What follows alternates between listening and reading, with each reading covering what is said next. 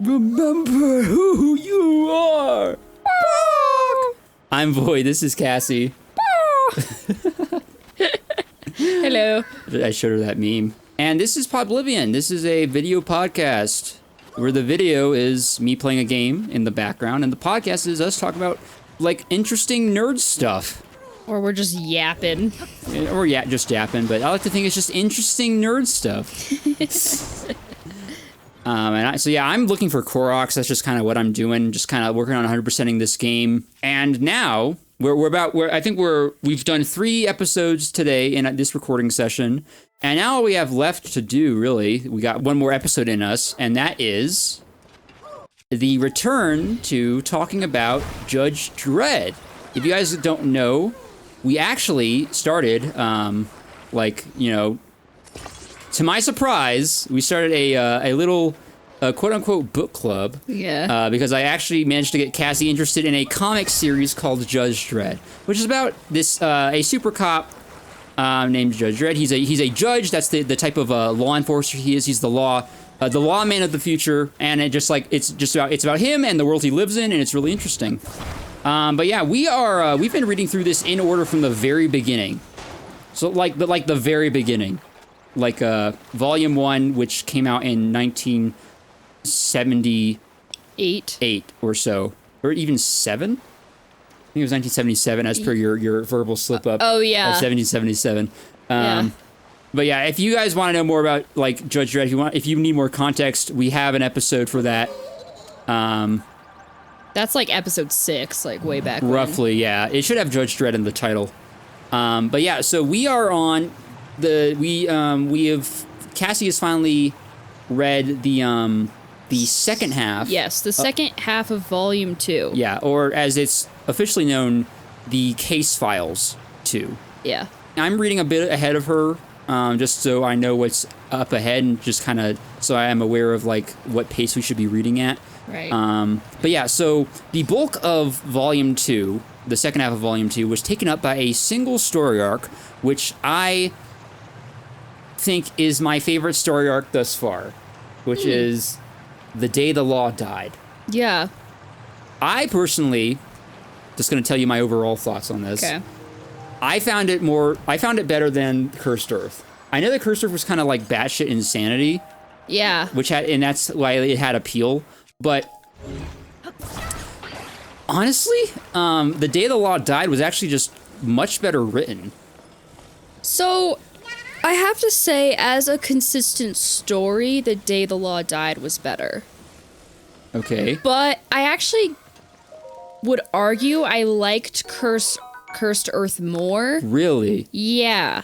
And the only reason why was because it was crazier and less consistent. Oh, okay. I liked how they had the continuation of traveling across the cursed earth. Right. But I liked learning about all the new stuff in the world and what they would stumble across. Okay. So I think because it was something new and different consistently, I think I liked Cursed Earth better. I can see that. Yeah. Though I do worry about your enjoyment of the rest of the series. if I set an unusual precedent for you for what this series is going to be like, right. And then you're just going to be disappointed from now on. Oh no. Because early comics are crazy, but at some point it gets a little standard. Right. I'm sure I'll get used to it. I think it's just going from Cursed Earth to this one, which was super consistent throughout. I was like, oh, okay. Aw. Yeah. It was still good, don't get me wrong. But I think it was still good, better writing wise. And they had more memorable side characters. They had all these side characters that are actually Tweak, no offense to Tweak. Yeah. Tweak was awesome, but they had more characters like that weren't just nameless judges, or judges that they name drop them and you just never remember them again. That's a fair point. They had well, let's see here. They had they named a few actually there were judges from different like ranks. There were like senior judges that were like in the teaching position that helped out, and there's also a character that made a return from I think it was in a story in Volume 1. Yeah. Judge Giant. Yes, I remember Judge Yes, Giant. he's an African American judge, and he talks all hip. Yeah, And he's just great. He ends up being like a huge help to Judge Dredd. Judge Dredd trained Judge Giant. Yes. Was what happened. Right, yeah. He kind of like, he tutored him for a bit. Yeah. Which was awesome. I think it was like the final test to pass as a judge. You had to go into the streets with an actual judge and like do stuff, and then the judge would pass you or not. And like Dredd is a super harsh judge, and so he passed Judge Giant, obviously. Yeah, which makes Judge Giant like one of the best judges. Yeah, like, or one of the best rookie judges. Yes. Or no, he rookie is an actual rank, so he wouldn't be a rookie at that point, right? Am I getting that right? Or maybe he was a student, and then once he was passed, he became a rookie. But like one of the best judges to start out like at the same spot, like in terms of like starting out in the same rank that Judge Dredd is at now, like basically if Judge Dredd passes you, you're one of the best. Yes, exactly. Because other judges could pass lesser judges because they just don't have the same standard that Dredd has. Exactly. Yeah. So yeah, Judge Giant made a comeback. I don't know if there were any other returning characters, but then we get some other characters like Judge Griffin, Chief Judge, he became Chief Judge Griffin, and he does stay Chief Judge Griffin. Well, and then wasn't the OG Chief Judge, was it Gordon? Didn't he eat it? Yeah, he died, but like wasn't he mentioned previously too? Oh, I think he was, yeah. I think he was brought up earlier. Yeah, he was mentioned previously and was the chief judge previously as well. Okay. But so yeah, then we get a new character. chief judge, Griffin, who is he's gonna stay. Okay. And also Judge Pepper. Oh, okay. He stood out to me because they give these, usually with these other judge characters, they just kind of like drop them in and they're just like there to help out, right? And you never like hear their name mentioned again. But like these guys, like the way they presented them, they're like, okay, these guys have actually like physical features I can remember. And they actually have like memorable dialogue. Even the guys that kind of died along the way. Like there's that one guy that was just like, he was just so long spoken, and then like he dies, but then he's like, and one more thing, and then he dies. I was gonna bring that up later. Sorry, yeah, I'm just kind of skipping around. We should probably touch on the premise of the whole story. Are they shooting lightning bolts at me? Yeah, I was gonna like start from the beginning and then like kind of go through the whole thing. Okay. Was kind of my plan. Okay, well, okay, we can do that. Okay, instead of like skipping around. Sorry, I'm just like kind of doing flow of consciousness here. Okay. But yeah, no, we can do it one at a time if you want to do that. Okay, so I guess we'll do a overall overview first, so people know what we're talking about, and then we can go like part 1, part 2, or whatever. Yeah. So overall overview, Judge Dredd, he gets what's the term I'm looking for? Accused? Yes, he gets accused of a crime. Was it murder? What was it? I think it was murder. It's usually if you're going to get accused of a crime, it's going to be murder. So he was accused of murder. Basically, but he was framed. Yeah. And so that's the start of the story. He gets accused of murder, but he was framed and he didn't do it. I guess this is just a good place to start, and then we can like really get into it. Right. My initial thought, like, how he did not like refuse, like he did not defend himself. They're just like, here's a photo. And I'm like, in a world where you can, imitate faces, because we've seen that in Judge Dredd. And right. There's robots that can, look like you and all this stuff. Why did he not question it? Well, I think the harsh truth of it is that, first of all, he does trust the system. Yeah. He has wholehearted belief in the law he fights for. If he had a lightsaber, it would be blue. Yeah. And his faith is unwavering. So if, realistically, he sees that and there is no obvious way to disprove it, then he's just going to throw in the towel. Got it. I don't think it matters how much he knows he didn't do it. Okay. He's just going to be like, well, I know the system well, and I know there's no point in defending myself because... you have a visual photo versus it's just my saying I didn't do it. Right. And also, I think people were kind of gaslighting him to thinking, maybe he, did something in his sleep or whatever. Yeah, I was thinking about that, too. They were kind of gaslighting him. But I'm why wouldn't he... did he... my question was, if he believed that maybe he did it in his sleep, did he actually recognize himself in that photo? Right. Or he's just I guess that's me. I don't know. Take me away. Yeah, I was what the... he just did not defend himself at all until they gave him his sentence, and he was freaking flying off. And I'm and then he was no, I was framed. I'm why didn't you do this sooner? But okay. I don't know. I guess he was just wait a minute. Yeah, he was wait a minute, I need to fight this. Well, I think, didn't some news get to him while he was on the spaceship? No, he was just thinking about it. Oh, okay. He was, so real quick, I do also, before we get to the spaceship, I want to mention that when he was declared guilty, you know how all the judges had to vote? Right. He was put on trial, all the judges had to vote.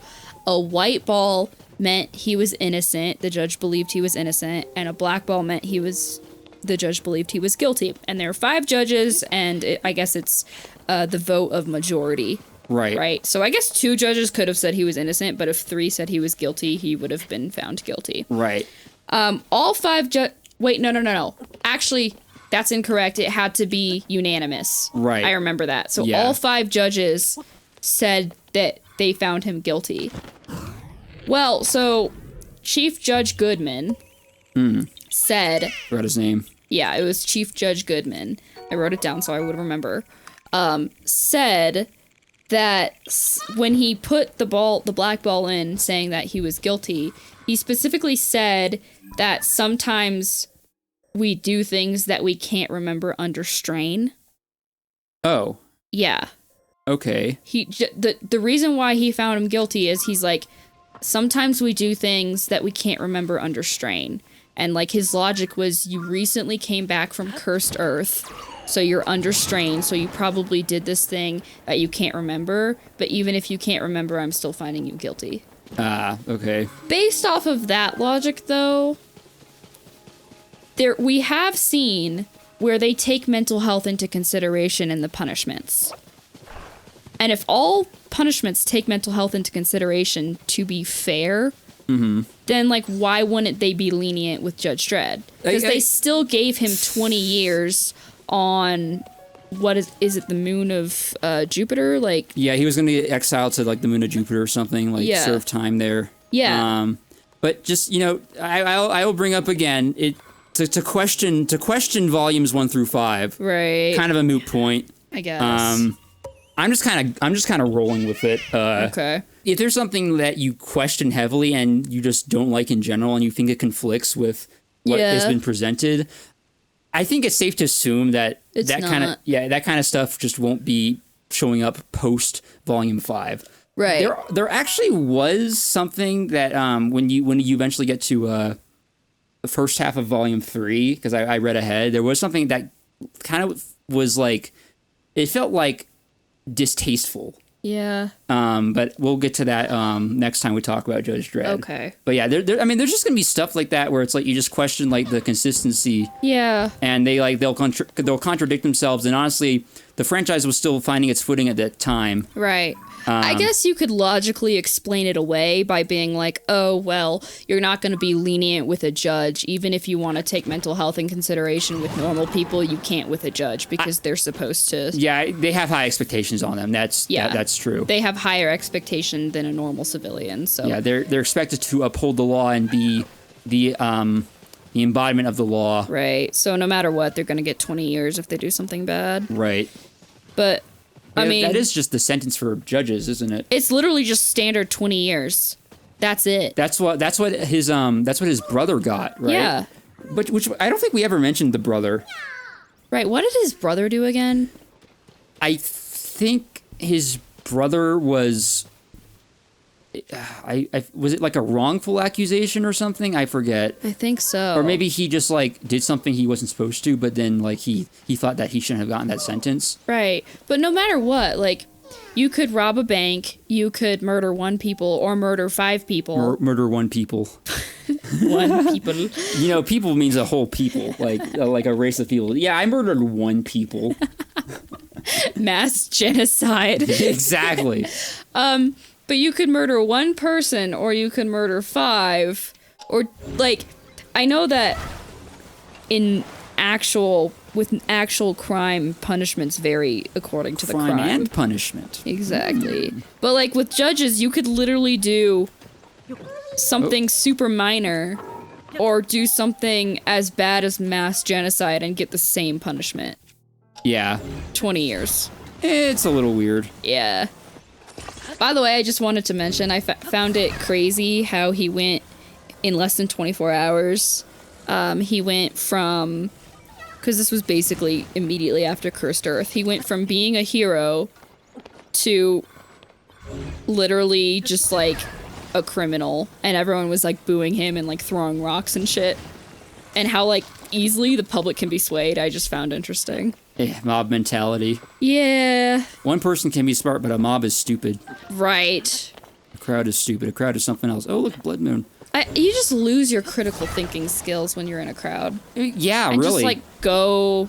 I saw a video, like, I think it was either today or last night, of just like, there's like some sort of a festival in some country, and then they hit molten metal over like an area, but there's just like a crowd that was just too close. But they were all like happy to be there, and they're like, "Yeah, let's go!" And then they hit the thing, and then it just sends the molten metal, over the crowd. And there was someone filming in the crowd, and everyone's just like suddenly, like, as soon as the sparks hit, they're like ducking and cowering. And then they show the aftermath. They show different photos of like people's like jackets being just like fucked up. Like, oh my god! Like we're talking like puffy jackets, and just like you see like the filling just like split. Oh, and like wow. it just like because it got burned, and it like popcorn. And then, like, people who have, like, ashen hair and eyebrows and just had, like, severe burns.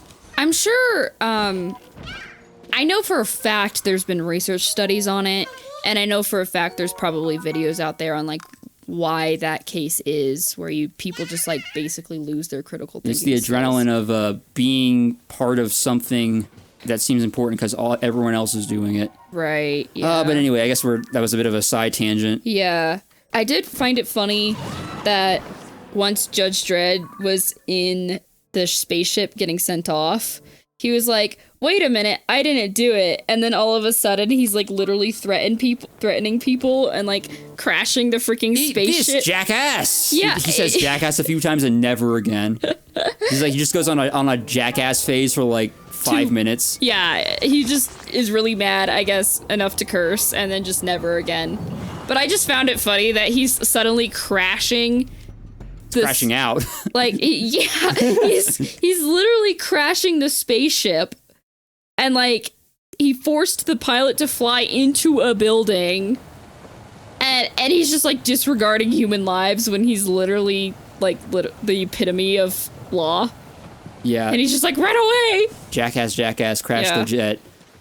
So basically, he was framed, and then it was pretty obvious that he was framed to get him out of the way.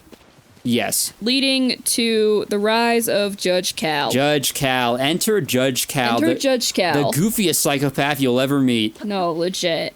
So Judge Cal, to summarize what he was doing, He wanted power, and so he was obviously staging a coup to become the chief judge. The cheese judge. Cheese judge. He was cheesing the system, all right. He really was.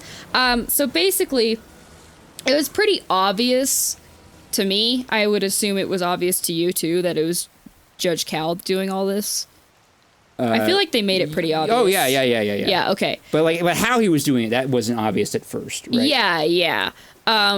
But it was pretty obvious that he was staging a coup, and the reason why he framed Judge Dredd was he wanted to get Judge Dredd out of the way because he would be the number one person to go against him. But also, Judge Cal probably knew that Chief Judge Goodman, like, really cared for Judge Dredd.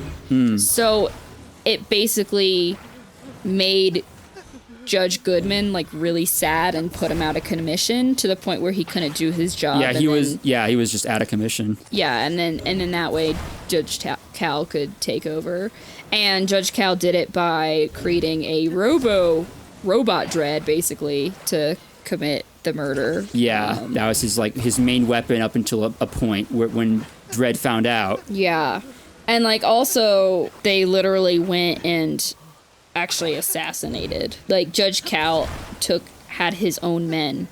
So at first Judge Goodman was out of commission, but then like they went and had, once they found out that Dredd was innocent, I forget. I don't know. Basically they literally had Judge Goodman assassinated. Yeah, he's actually like dead. Yeah, he got deaded. He got deaded. And then Judge Cal is a tyrant and is doing all this crazy shit. He just goes power hungry, and it's revealed that he is not a mentally stable person. No, not at all. And dude, just like Judge Fish, man.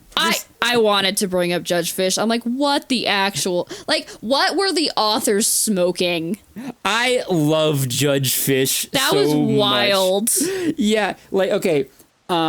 That's actually something I found out about prior to going into Volume 2, because I was looking up like who, because there was mention of Judge Cal. Yeah. In a volume in an issue that I was reading, because I was like, this is before I realized I had to go back to the beginning, and Cal comes up. I'm like, who is Cal? Did I miss something? Mm-hmm. And then like one of the first images I see is it's the black and white version of him just like holding up the bowl like that.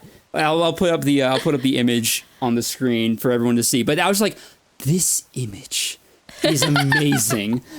Just like I saw just like his grotesque like dumb expression, him holding up this fishbowl with a goldfish in it, and just a judge's badge saying fish. It didn't even tell me what was going on. I just knew by that image. I was like, this guy is on crack. Yeah. And I need to read this.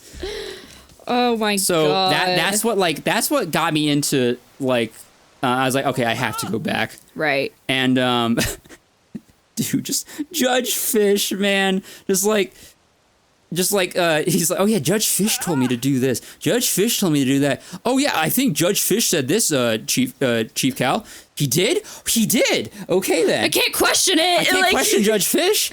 And then Judge Fish dies, and he's like, we're gonna have a grand like procession in remembrance of a grand funeral. And just like they parade through the streets. No one's in the streets, sir. They what? Just firing at windows. Oh my god. He's just so like he was wily, but also he was like he was gullible. Right, yeah.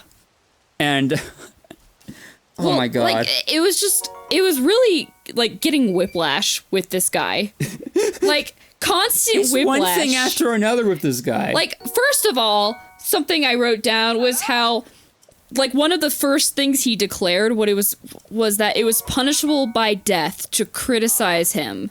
Right. So nobody could criticize him, but it was hysterical that there was a TV announcement and the guy is reading this off and he's like, "Wait, what? That's true? I can't criticize the judge?"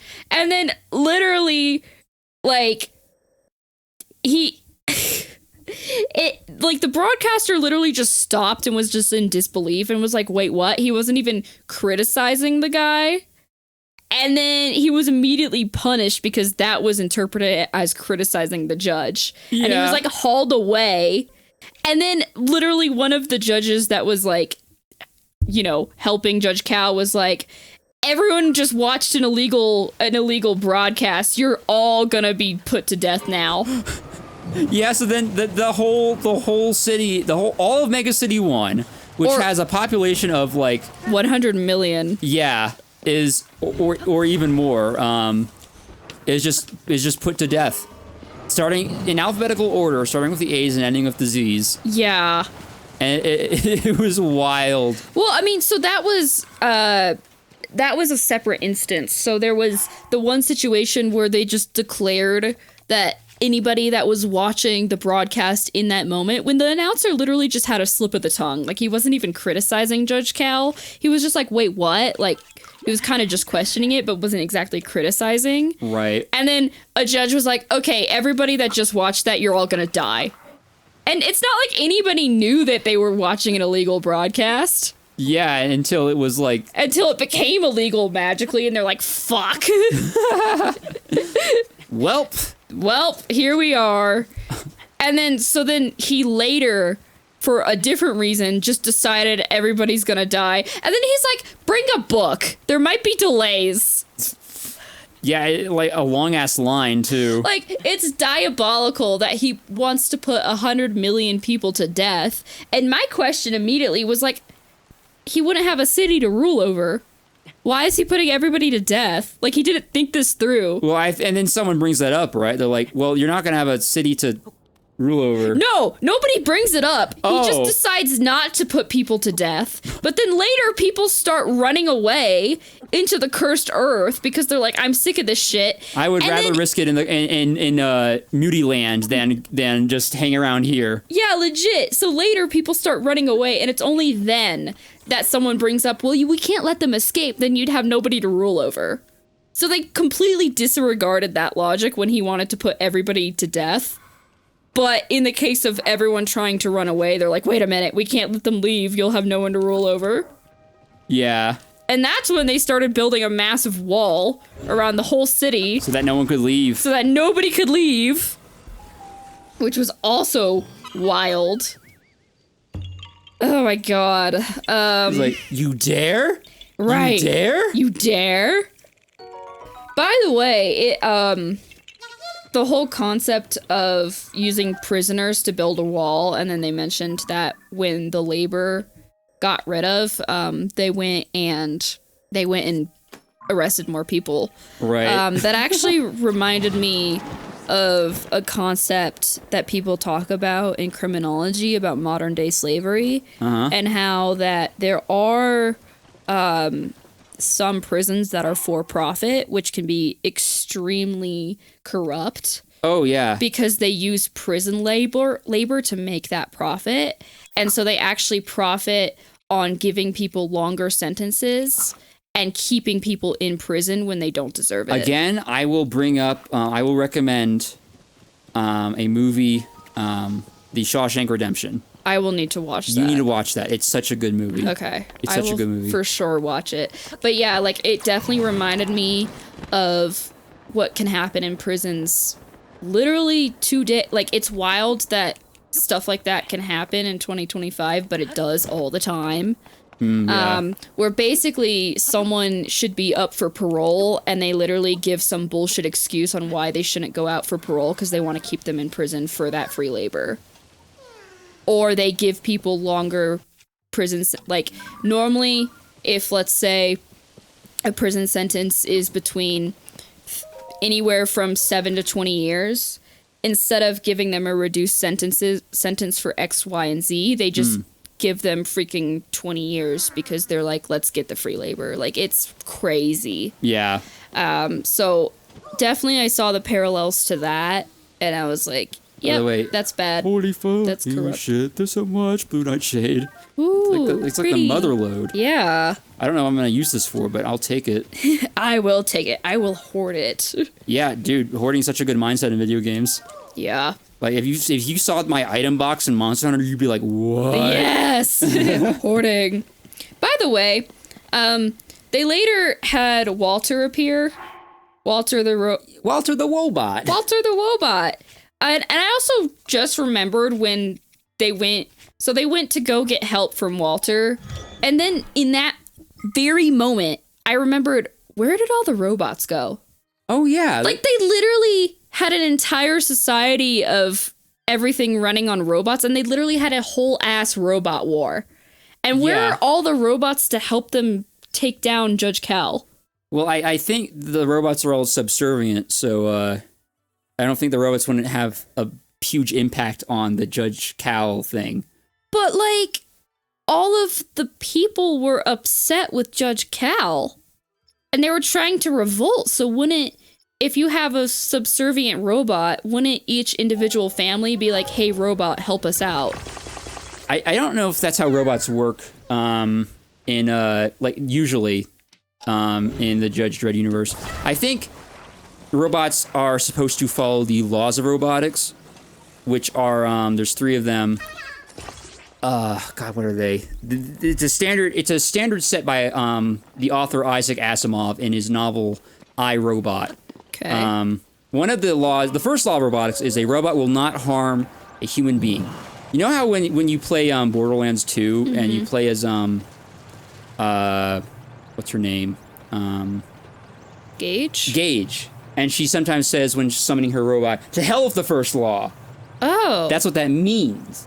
But, like, is that universal across everything, including Judge Dredd? It's a standard of science fiction and a lot of actually modern robotics to, like, not breach that. Like, as far as automated robots go, it's kind of like a precedent that's been set by that. Yeah. I just kind of assumed that a robot is subservient to humans, no matter what that entails. Well, especially since we've consistently seen robots harming humans in some way. Yeah. There's 2 other laws of robotics, and I think it's like they're in order of priority.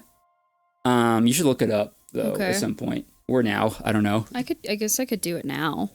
But yeah, I guess they're just too focused on the whole like tyranny of Judge Cal thing that they just kind of forgot about the robots Yeah, like there was none in sight. Like you would think that when there was a mass exodus of humans into the cursed earth, because they're like, screw this tyrant, I'm done with this guy, you would think that maybe the robots would go with them, especially if they have human emotions, which we've talked about before. Right. 3 laws of robotics.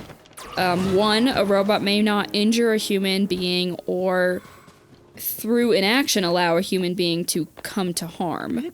There you go. 2, a robot must obey the orders given it by human beings, except where such orders would conflict with the first law. 3, a robot must protect its own existence as long as such protection does not conflict with the first or second law. Yeah. Okay, so basically, I guess if a human gave a robot the order to go kill Judge Cal or like help them revolt. Yeah, that's kind of just like a thing that it would harm Judge that a lot Cal. of science fiction follows. Interesting. Yeah, okay. Isaac Asimov, he's written a lot of great stuff. A lot of his work set a lot of like standards for everything that came after in science fiction, like robotics, but also like space travel. I have this book that Dad found. I think it's right behind you. It's underneath the big book. It's called it's part of the Foundation series, which is about like space travel and like space empires. And it kind of like I think it helped for like everything that came after, like with Star Wars and stuff. Yeah, I guess they just kind of forgot about the robots, and I feel like even if they can't harm and go kill Judge Cal, I feel like they could have involved the robots in some way in this story, because they could have helped the cause for sure. Yeah. Like, they specifically asked Walter the robot to help, and the way he helped was he went and, like, I remember he, like, went and, like, talked shit basically about Judge Dredd. Yeah, talk smack. Yeah, or he just did many things. One of the main things was that he talked smack, but I think that was later on. But anyway, let's see, what else? Oh, I had a mini thought while reading this. Okay. So there was a scene where basically Judge Cal introduced the Clegs. Oh, dude. The freaking like I loved that. So it's just like yeah, we're gonna go get him. We're gonna go get Judge Cal. We're gonna bring him to his knees. We're gonna end this madness. And then Judge Cal's like, oh yeah, by the way. And then just like an army of gator men wearing jetpacks flies out of fucking nowhere and blots out the fucking sun. I'm like, what the hell? It's just craziness. So he recruits this army of... They're called the Clegs. The Clegs. They are like these gator, just like humanoid gators. Yeah, that like come from another planet. And he just like, yeah, I just hired these guys to like take care of shit. So like, and their have to blot out the sun and their entire race exists to be hired to kill other species. Yeah, they're like nomadic killers. Yeah, literally, that's it. Yeah. And he just like hired them to have and had them on standby. Yep. And anyway, so that's his main, like, army that's, like, helping him out. Yeah. And, like, later on, like, the Clegs have these bloodhounds, basically. The Hounds of Clegg. Yeah. So they have humanoid Clegs, and then they have, like, dog Clegs. Yeah. And so they use the bloodhounds to basically track down Judge Dredd when he's in an underground secret base. Yes. And so... they escaped on a vehicle. There was a scene where they're literally like escaping in a vehicle, and they're driving on a road, and then the road gets blown up. Yep. And they start like falling. And before we get to where I want to get to, I had a quick thought. How the hell do roads work in this? Because like all the roads are like levitating. Yeah. Well, they got like a lot of like it's a big city with a lot of like different I imagine the roads are crazy, and no like amount of portrayal through the comics is going to do the craziness of the roadways justice. I think the idea is that it's a pretty, not only is the city massive like surface area wise, but it's also like got a lot vertical. Of elevation to it. Yeah. So and I've never really thought of how the roads work. Like, are they all bridges? Like, do they... But I don't ever see support systems in the comics, so I'm like, how do they work? Too hard to draw. Yeah. I was like, how... Are they all bridges? Like, are they floating? Like, what is this? You know how, like, you'll have, like these, interstate intersections, or it's like a... Not really an intersection, but it's like... You got, like, this one area where it has a lot of bridges of interstate, or different highways, all going into like different ways. Like you got this ramp going here, this ramp going there, and it's all like it all turns, and so it's essentially like that, but for like just everywhere in the city. Okay, so they probably have to have a lot of support structures, but it's just not drawn. Yeah, and it just so happened that the section that got blown up did not have a support. Maybe structure. They have some sort of a like anti-gravity support thing underneath the road. That's what I was wondering, because like that could be plausible. The amount of roads that are just like levitating in the air, I'm like, how does this work? Yeah. Anyway, yeah, I don't know. There'd have to be some sort of explanation for that. I'd like to think maybe there's some sort of anti-gravity thing that's holding up all the bridges. Yeah, one would like to think.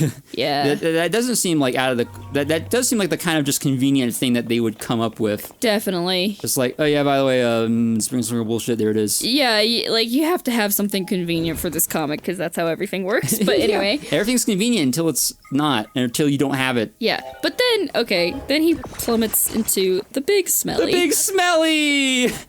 Which is, the old Ohio River? Yeah, the Ohio River, which is a real river. So that implies that Mega City 1 goes that far west. Yeah. I think that's like just under the Great Lakes. Ohio is like at the bottom of like by the Great Lakes. Yeah. So and the Ohio River, it does go up kind of northeast, kind of goes creeks its way up into like towards New England a little bit, but it doesn't go that far. But so that implies that Mega City 1 does go that far west. Which is like a lot of ground. Like, Yeah, there's a lot of ground to cover there. Yeah, that's a lot of ground. And they really could have broken up Mega City 1 into subsections, like, based off of how big it is. Well, I think it just, there's probably different districts.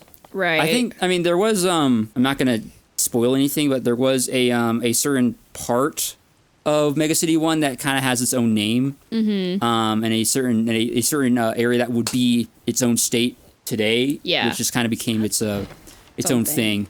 But it's still part of Mega City 1, but it's like referred to as like, okay, this like kind of like subsection. Subsection, like a district. Yeah, but as I guess governing Mega City 1 is kind of just boils down to judges. Yeah. And I think there's just like the one headquarters, and they just kind of have to oversee, or maybe they expand on that in later issues. I would hope they do. Yeah, because to have one headquarters for an entire like the entire East Coast essentially, that's a lot. Like it takes, and that kind of, I guess we could jump to another question that I had, and I wrote it at the very end of when, like, you know, this whole story arc ended. Right. So Mega City 1 is pretty much all of the East Coast. Yeah. So we're talking like Maine to Florida, but then it goes all the way west to like Ohio.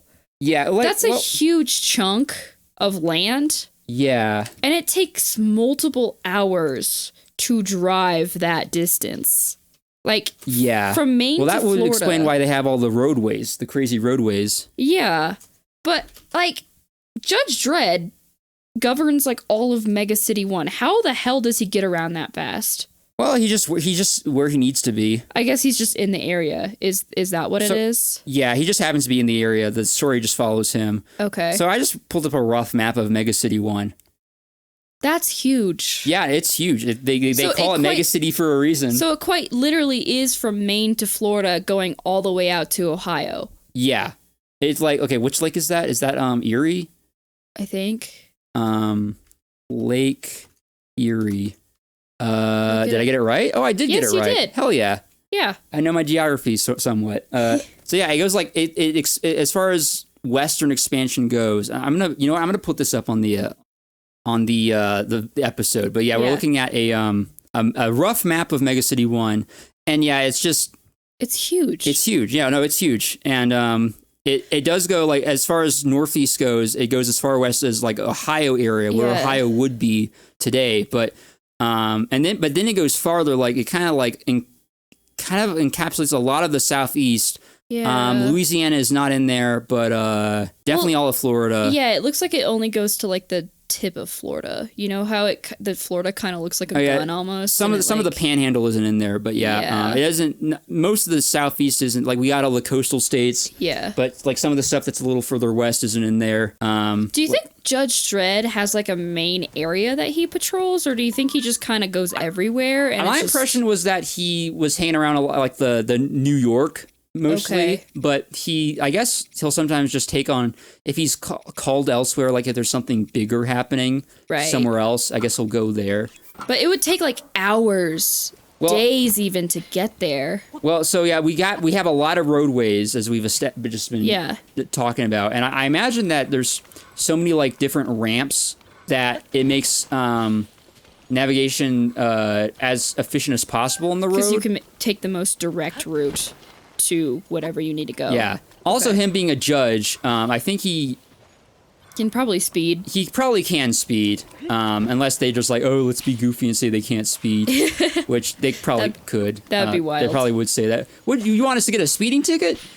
We're judges. What are you crazy? 20 years. But I mean, I imagine that the well, let's talk the law master for a second. Okay. The judge's law master. That's their bicycle, their motorcycles that they ride. They probably can go pretty fast. Yeah. They're meant to be a judge's transportation. Well, wasn't there like a super, and of course everything's questionable, so it might not stick, but wasn't there a super early on episode where he arrested somebody for going slow and they were going like 100 miles per hour? Yeah, that probably explains the dependability of traffic. Yeah. for like how you can get from one place to another in the amount of time that like So I is guess portrayed. Everyone goes like super fucking fast. I imagine that And it's then- really strict like regulations on their roadways. Right. So everyone can go really fast. Like we're talking the freaking Autobahn, but everywhere. Yeah, like we might even have like bullet train levels of speed for automobiles in this future. Yeah. But you'd have to make sure that you are on the roadway for that. Right. You have to be like an interstate that allows super fast speeds, and the roadway would have to be maintained and safe enough that you can do that and not worry about like any turns going off the road. But everyone has to be going that speed. Yeah. And but God, if anyone made a mistake, it would be disastrous. Yeah, well, I mean, I'm surprised there aren't more crashes. I mean, I'm sure that they just don't show it.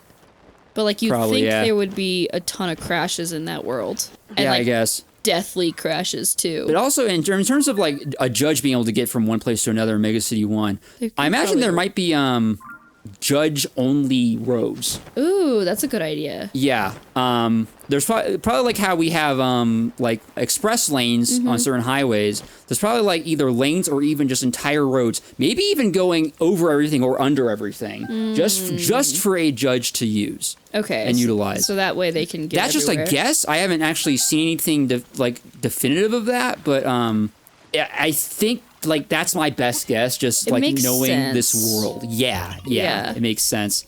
Okay, so I guess it's a combination of direct routes because you have a ton of roads, higher speeds than we have in present day because everyone's going easily over 100 miles per hour minimum. Yeah, And then probably expressways specifically for the judges to get to where they need to go. yeah. Like they got like the Diamond Road. Yeah, because I'm like, you got a lot of ground to cover with that, you know? Oh yeah. So I'm sure they just I'm sure they I mean, since they have headquarters and they probably can keep track of everyone's position.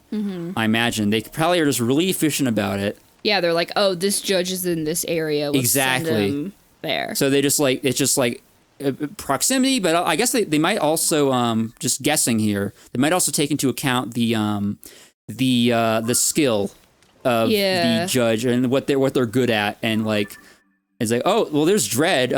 That's a him to- no-brainer. Yeah, send him in. Send him to this sector. There's something major going on. He's the best at what he does. Just send him in. Right. Yeah. That reminds me, best of what he does. There's a story I want to talk about after this story arc ended. Okay, yeah. Yeah. Where were we? The Clegs were introduced. The Basically- Big Smelly. Yeah, he fell into the Big Smelly after he was trying to escape from the Clegs and Judge Cal.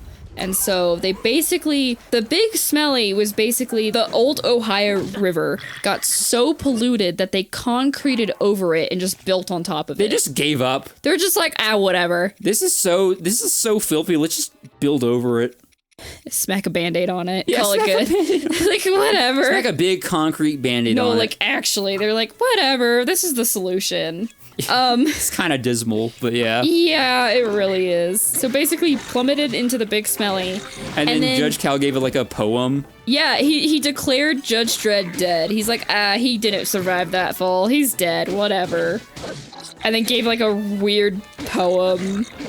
I found it funny that he said that in celebration of Dredd being dead, he will make all crime legal for 24 hours, and then nobody What a did fun any idea. crime. Yeah, nobody did any crime.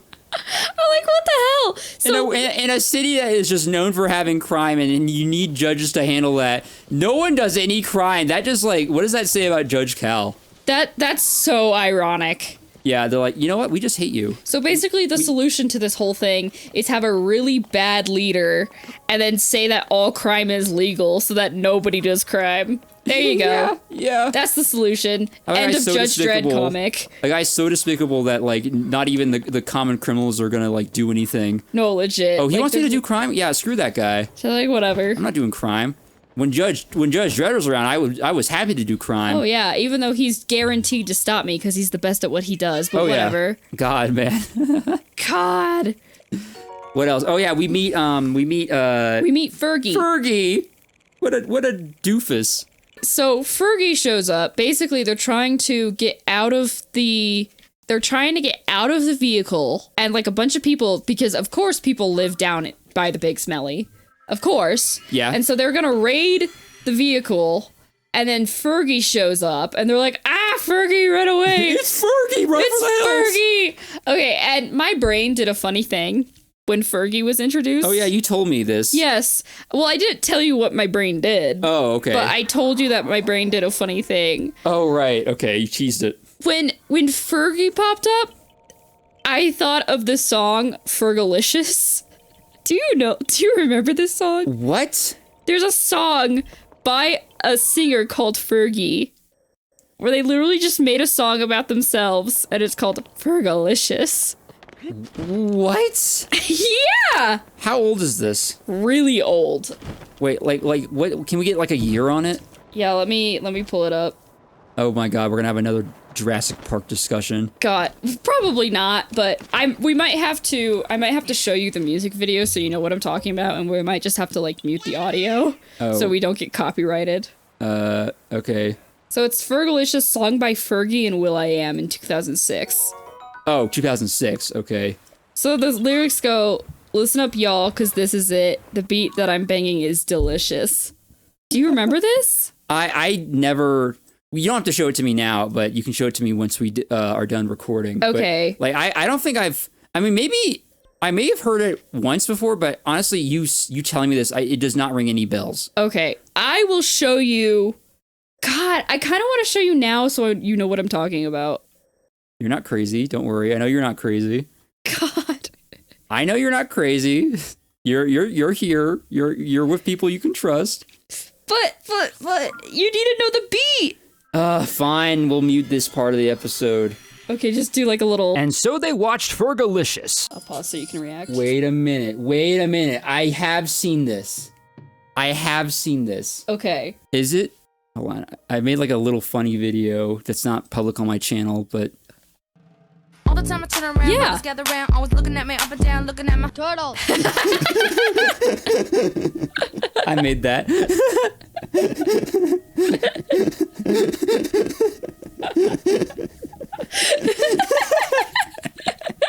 Turtles. Oh my god. Yeah, that's what this song is what that comes from. I recognize the visuals. Yeah. So that like I was like, brain blast. Oh my god. Okay, do you want to continue listening to it real quick? Sure. Okay. And so they continued watching Fergee-licious. You basically get it. Yeah, I get it. Okay. So you know the beat, right? Yeah. Well, when they said Fergie and introduced Fergie, that song started playing in my head. So imagine this big ass man. This big ass hairy man who with like a baseball bat and a constant dumb expression on his face, and he's got like a jean jacket and a baseball hat, and just like Yeah, I literally just thought of that song. Fergee-licious make the boys go loco. Hey, don't sing it too well. We might get copyright Okay. But I literally thought of that song as they were introducing him. But then also Fergie reminded me of Sloth from the Goonies. Oh yeah. Hey you guys. So like my brain just combined Fergee-licious with Sloth. Wait, so the Goonies wasn't until what, the 80s? Yeah, I think so. Did Fergie predict the Goonies and Fergee-licious? Could you imagine? Oh my god. It's probably just pure coincidence. It's not like a Jurassic Park situation. But Yeah, maybe. The Goonies came out in 1985. Okay. But my brain just combined Fergee-licious with Sloth from the Goonies, and I just... That's funny. That's hilarious. It was hysterical. So that's just blasting your head full while just watching Fergie just like Beat do the crap dumb out crap. of Judge Dredd. Yeah. Like, I was like, oh god, this is ridiculous. So yeah, That's just gonna be his theme song now. If I ever go back and just look at those panels, I'm just gonna be like, Fergee-licious. Wow, that is incredible. Oh my god, only you could think of that. Hit it, Fergie. like swinging his bat around, just crashing. And like, no. And it literally, the lyrics literally go, "Hit it, Fergie." Judge Dredd just goes, "Hit it, Fergie." Yeah. I don't know. God. Oh God. Well, I know what the title of this episode is going to be. Hit it, Fergie? Fergee-licious. Fergee-licious, yay. Anyway, the fact that there's an actual singer called Fergie, like, what the hell? And Yeah. she made a song about her name. Yeah. And it worked. And it worked, or did it? Yeah, anyway. Look at my twiddles. Turtles. Twiddles. Oh, God. Anyway. I low-key wish you could edit the little turtle thing into this There's a risk of a copyright strike doing that, though. Oh, yeah. I'm glad you liked that. I made that like ages ago. God, that was hilarious. Before I even started like doing stuff for my channel, just like I think I was just like messing around with uploads in while I was in college, and it was like, what if I just made this? And I did it. I got a few other small things like that on the channel that are just never going to see the light of day again. That was amusing. I'm glad we started talking about this so you could show me that. Yeah. Look at my twiddles. Turtles. Twiddles. Oh my God. Anyway, so after Fergee-licious played in my head while I was reading about Judge Dredd beating up Fergie and they fighting each Fergie other. beating up Judge Dredd. Well, it was kind of both. I but guess so, then yeah. Basically, what happened was that Judge Dredd kind of won the fight by like punching Fergie into the river, and then Fergie's like, you knocked me out, respect. Yeah, he's an honorable goon. Oh God, yeah. He might be a lunk, but he knows honor. Yeah. By the way, right after that moment you mentioned earlier where Judge Schmaltz died and then briefly like popped up again, was like, and I'd like to say, what was that about? It was just like kind of like just like playing off of it, just like giving him more character. Okay. Like I got to be honest, the only reason I remember Judge Schmaltz is because of that moment. Why? Because So his whole character thing is that he's like just a very long-winded like guy. He always like his sentences are very wordy. Mm-hmm. So he just like they just had him go out in this like kind of humorous way where he's like, oh, and furthermore, I'd like to say, and then he dies again. And they're like, haha, guy's for always real. wanting the last word. Yeah.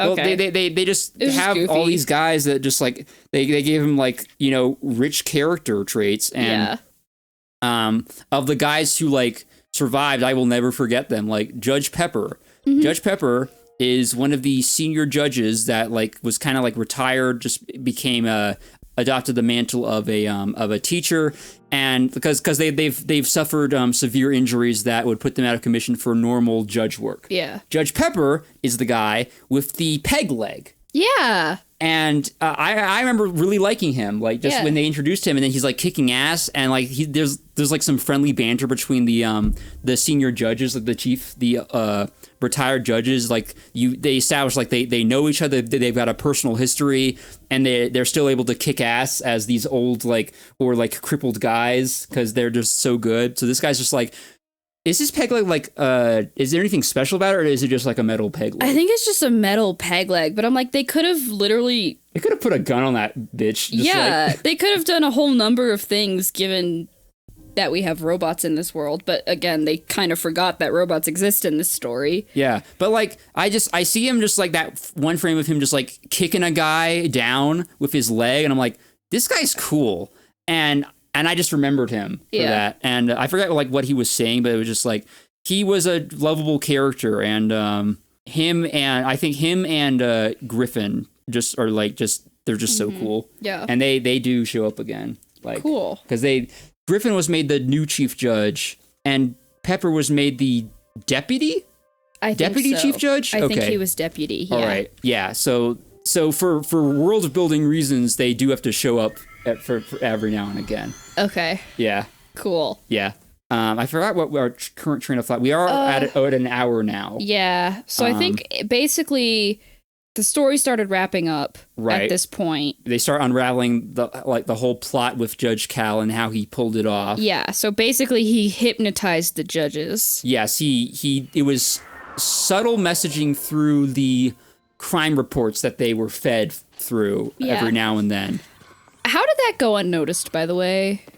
It was just that subtle. Okay. It was like It was just that subtle. that buried in the message I don't understand how that would work though, because the whole Yeah. explanation was like, It was literally just obey Cal was the message. yeah, and it was like fed in through. It was in between the actual crime reports. Yeah, and it was like slowed down, and I don't know how you would pick that up in your subconscious, but I guess that's just how it happened. So anyway, they basically find out people are being hypnotized. They create a new tape to like anti-hypnotize people, I guess, and like pull people out of it.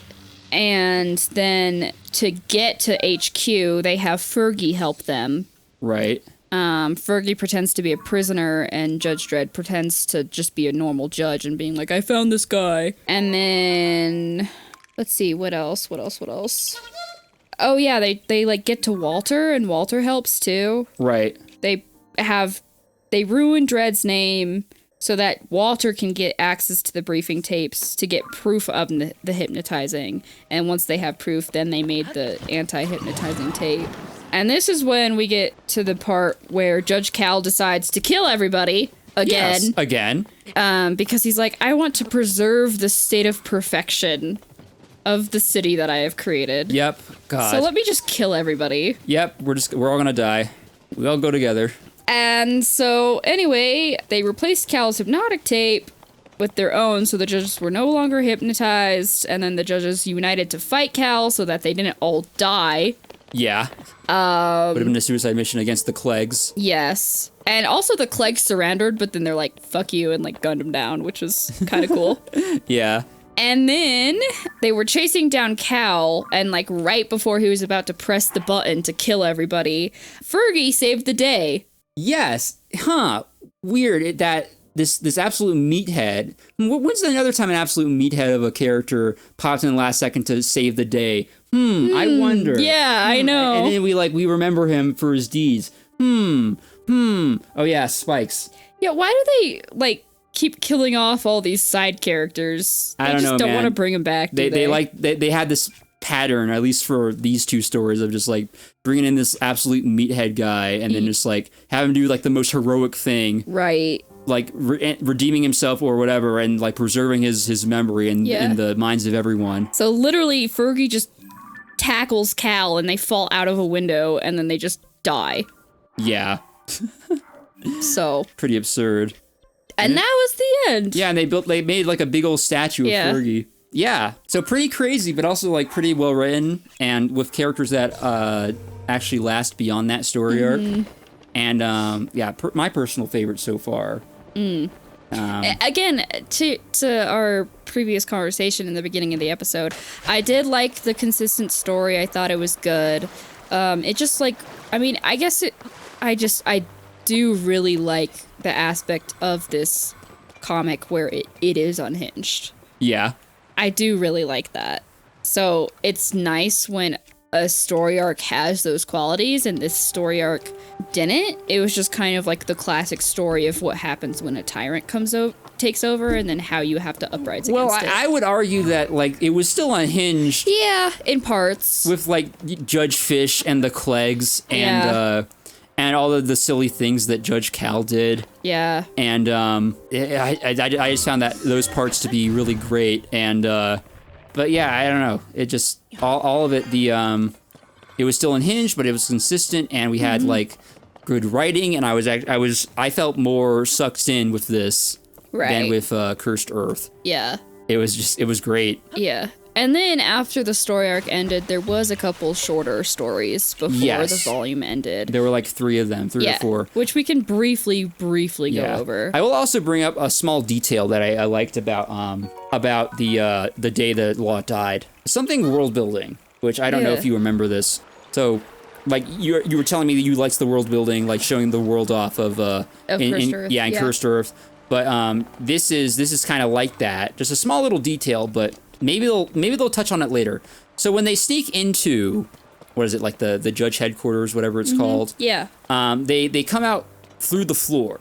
Yes. And there is the thing that they have to slide like over to come out through this secret entrance is a coffin preserving the very first chief judge. I remember that. Chief Judge Fargo. So I found that really interesting. I was like, oh, who is this guy? We're just going to show this and not talk about it? So that felt like a bit of a tease for something that they could, like, expand upon. Yeah. Now, I will be disappointed if that ends up not being, like, something that makes it to Volume 5, because that seems really interesting, and it seems like there's a whole, like, story behind that. Like, yeah, Chief Judge Fargo, he did this and that, and there was, like, a whole thing that happened. But, like... And wouldn't Chief Judge Fargo, like, if he was the very first judge, it means that he would have had to come, like, right after the very last president. Which they established in Cursed Earth. He would have been, like, the George Washington of Mega City 1. Yeah. There's, like, a whole, like, history there, probably, and... probably like a whole story and like of how like they like got all this stuff set up and like how they established this new system of order and law. Yeah. And it was like just such a tease. Like, oh, that's really interesting, but can you tell me more? Right, and I feel like sometimes with stuff like this, they have an idea but then don't fully evolve the idea. Oh, definitely. And then they kind of forget about it and move on to other stuff. So I hope just not. Kind of like missed opportunity. So I hope not. I hope not too, but that could happen. True. I'll be keeping tabs on it though. Yeah. Real quick, the DNA story. The DNA man. The DNA man. Basically, to summarize it, it's basically the exact story of Frankenstein. Yeah, the guy like he's literally named like Frankenstein 2. No, like actually. It's just so on the nose, like, and that's implying that there was the first Frankenstein exists in this world. He's just like a guy that was a real He was person. Just there, yeah. Not a fictional character. He's just like, hey, he was real, and here's his ancestor or his descendant. Yeah. Gonna disregard copyright laws because this story will probably never see the light of day. But when they were chasing him down, they were like, he was trying to like use a bridge to like exit Mega City 1. Yeah. And Judge Dredd was like, oh, I have to get him before he gets to the halfway point and then he's out of my jurisdiction. Right. Well, is that bridge leading to a different Mega City? I think it's just leading like...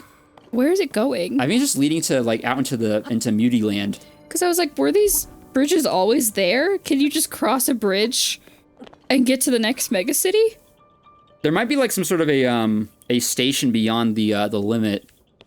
Maybe. I don't know. Because I was like, where did this bridge come from? And that bridge clearly did not exist during Cursed Earth, but whatever. Yeah, who knows? Who knows? I'm sure there's different like areas on the border of Mega City 1 that we just haven't seen yet. I do know that they do show a part of there's a certain part of the city limits that you will not see until a certain issue in Volume 3. Okay. Interesting. Which is kind of interesting. But also it had like some conflicting stuff in it that I just wasn't a fan of. Right. Okay. But yeah, we'll get to that next time. Okay. But yeah, that's a good question. I just figured it was like either like leading to some sort of a transportation station, or they just had a bridge for some reason leading. You know what it was? It might have been like, since they had a wall up and they just like have it leading like from the wall down to like ground level. Oh. I imagine, since there's many layers, there's probably many different ways to go through the wall to get outside, because I imagine they set that up after Cal's demise. Got it. Okay. So they probably have some sort of a bridge from like the higher levels of Mega City 1 down to the ground, and you can just go out into Mutiland for some whatever reason. Okay. Yeah, I don't know. Okay, weird. But I think that was it. I mean, my only other tiny thought was when he took out a whole gang by himself. Oh, and then he literally just deported all of them. The Cosmic Land or gang? Cosmic Punks or whatever? Yeah, Cosmic Land. The Cosmic Punks, yeah. Yeah, he literally just, like, deported all of them and was like, citizenship is a privilege. I'm like, oh, that's questionable, Judge Dredd, but okay. Yeah, that was a little bit of a questionable decision. Yeah. Anyway, whatever. I guess he was just so fed up with those guys. He's like, I'm sick of this shit. And I guess he also the whole point of that was to set an example, because... Yeah, it was right after Judge Cal, wasn't it? Yes, that's why you had to go back and read that one, because it was not printed in order in the volume. Yeah. So yeah. Yeah, he just had to set an example because everyone had lost heart after Judge Cal. He's like, you know what I'm going to do? I'm just going to, like, these punks in particular are just gonna I'm gonna let them have it. Yeah. And they're gonna be made an example of, and then everyone's gonna know that I'm back and we are cooking. Exactly. Anyway, I think that was about it. So Yeah. okay, so that's volume 2. So let me just I don't know if I told you what to expect in the first half of volume 3. No, you didn't. And I'm not entirely sure how we're going to proceed with the pacing for volume 3. Okay. Because here's the deal. Kind of bad news, depends on how you look at it. There are no major story arcs in the first half of volume 3. Ooh, okay. It's all just stories. Okay. Now, that being said, that gives the short stories more of a chance to shine, Yeah. and we can focus more on them. But, yeah. And I guess good news is we can skip any stories that we don't find memorable. Right. That might also make for a shorter conversation, though. True. So, yeah, there's that. I do know there is at least one major story arc in the second half, because I do know a few things. Okay. And there's something I'm really looking forward to. We're going to be meeting someone. Okay. How many? I think I checked. Volume 3 is like 280 some pages. Yeah, that's about right. Where does the major story arc in the second half I actually start? don't know yet. Because I just kind of like read through. I've already read the first half, and then there was like a story that kind of took me over that. But yeah, no, I'm a little more than halfway, and it hasn't happened yet. I guess I can just keep reading Right. and let you know like what I find. Because I'm wondering if maybe we just go over the first half of Volume 3, Okay. and that'll be like one recording session, and then the next recording session is the second half of Volume 3, including this major story that you know some things about but haven't read yet. Yeah. So what you're saying? Like, if there's, I mean, it wouldn't be exactly, but let's say there's 280 some odd pages, we talk about the first 140, But we or a little bit we read more. it one at a time, or what? What do you mean read it one at a time? By the time we reconvene, how much have we read? By the time we reconvene, we've read like 180 pages or so, Okay. All right. or So probably maybe a little past that. So we're just gonna keep the pace of half a volume. Probably, yeah. I guess it depends on how much time passes and how fast we're reading. Yeah. Because, like, if I read half of Volume 3, let's say in the next 3 days, Which who knows? who knows? Who knows, man? It is a comic. Yeah. I guess I can see how much is memorable and how much we have to talk about. And whether or then- not you're satiated. Right, and then go from there. Yeah. And I'll just keep reading. Yeah. And I'll let you know what I find, where the story arc begins, and we'll just play it by ear. Right. I mean, I guess it just depends. It could be that we just read all of Volume 3, but I don't know. We'll just have to see. We'll see. I mean, that would be cool. Yeah. Reading all of Volume 3. That'd be. I mean, it would be a lot to go over. We might have to split it into 2 different episodes, but Right. yeah, that sounds like a plan. And now all you viewers kind of know what to expect with the next, maybe with the next Judge Dredd discussion. Speaking of which, I think we should wrap this up. We are at hour 16 on the timer, so this went a bit longer than we both would have liked, and probably you guys would have liked. But hey, we had a really interesting discussion with this episode. I always look forward to the Judge Dredd conversations. Yeah, they're so interesting. But yeah, leave a like on this episode and to support, and also make sure you got notifications turned on, and also subscribe if you have not. Follow me on Twitch. I also have Twitch. I haven't really been mentioning that lately. And if you want to check out more of what I do with Cassie, we got a Let's Play that we started a long ass time ago. Like and 2 years ago. like 2 years ago. It's gonna make a comeback. We still have the footage. I'm pretty sure we recorded that in like December of 2023. Yeah. And like we have all the footage, but I just gotta like go through it and edit it and put out more episodes. Yeah, Night in the Woods, go check it out. We got 6 or 7 episodes out already. There should be a playlist for it. Check that out. Tell us what you think. We'd really appreciate it. Audio's probably trash though.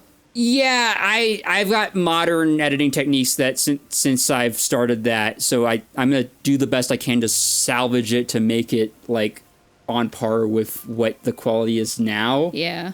But it's It's gonna make it hard to get through the editing because I'll just be like, just hearing cringing it the whole way. constantly, just like hearing the awful reverb and like the jiggling microphone stand, like every time every time we like hit our chair and it shakes and you can hear the metal moving around, or just like making an echo. You can hear like the loud click of water bottles and like glug, glug, glug, glug, glug. And it's like it's awful, but we love it because so many like funny things happen during that. Yeah. Anyway, this has been going on too long. Until next time. Bye.